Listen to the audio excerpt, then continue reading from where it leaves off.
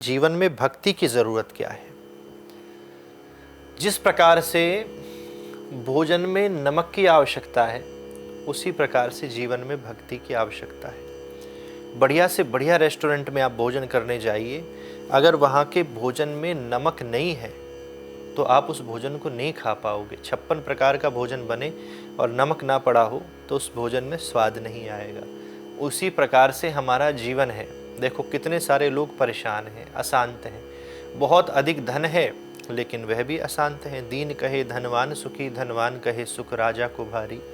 सबको लग रहा है हमसे बड़ा आदमी सुखी है, हमसे बड़ा सुखी है, लेकिन तुलसीदास विचार करें, हरि भजन बिना सब जीव दुखारी। भगवान के भजन के बिना सब जीव जो है वो दुख पाते हैं। तो भक्ति रूपी नमक जब हमारे जीवन रूपी भोजन में मिल जाएगा, तभी इस जीवन रूपी भोजन में आनंद आएगा। और ये चीज़ मैं कह नहीं रहा हूँ, आपको देखना है तो कभी आइए हमारे वृंदावन, आकर के देखिए। वहाँ के लोगों के पास बहुत ज़्यादा धन नहीं है, वहाँ के लोगों के पास, सबके पास बहुत ज़्यादा यश कीर्ति नहीं है, लेकिन वहाँ के लोगों के पास प्रसन्नता है, आनंद है। चैन से वहाँ के लोग रोड पर भी सो जाते हैं, यमुना के तट पर भी सो जाते हैं, कहीं भी सो जाते हैं। कुछ मिलता है उसको खा लेते हैं, कुछ भी प्रसाद ग्रहण कर लेते हैं बिना विचार करे। क्यों? क्योंकि जीवन में भक्ति प्रबल है। भक्ति प्रबल है तो जीवन का स्वाद ही बदल जाएगा।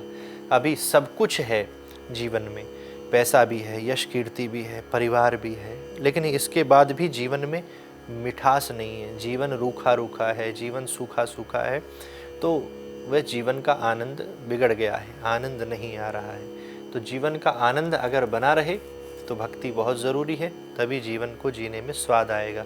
नहीं तो कुछ लोगों से पूछा जाए कि भैया कैसा चल रहा है, कट रही है महाराज जी, बस काट रहे हैं।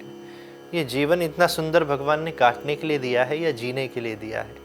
तो अगर काटना है तो भक्ति जीवन में मत लाइए, और अगर जीवन जीना है तो भक्ति को जीवन में लाइए। अगर जीवन में भक्ति है तो जॉब पर जाने में भी आनंद आएगा, यात्रा में भी आनंद आएगा। नहीं तो छोटी से छोटी यात्रा भी दुख देती है, लेकिन जिसके जीवन में भक्ति होती है वो छोटी बड़ी सब यात्रा में सोचता है कम से कम इतनी देर तो मुझे कोई डिस्टर्ब नहीं करेगा, इतनी देर तो मैं नाम जप अच्छे से कर पाऊँगा।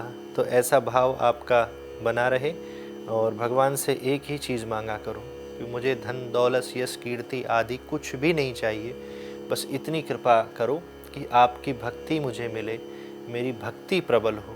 जीवन में माया बहुत आएगी तो भगवान बहुत दूर हो जाएंगे, लेकिन भक्ति अगर प्रबल है, भक्ति अगर जीवन में बढ़ रही है तो भगवान दूर नहीं होंगे।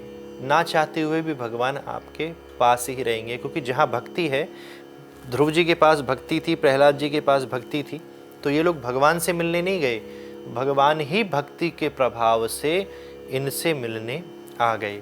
तो भक्ति प्रबल हो, और ये गुरु कृपा से ही संभव है, वृंदावन धाम की वास से भी संभव है, जहाँ कण कण पर भक्ति महारानी नृत्य करती हैं।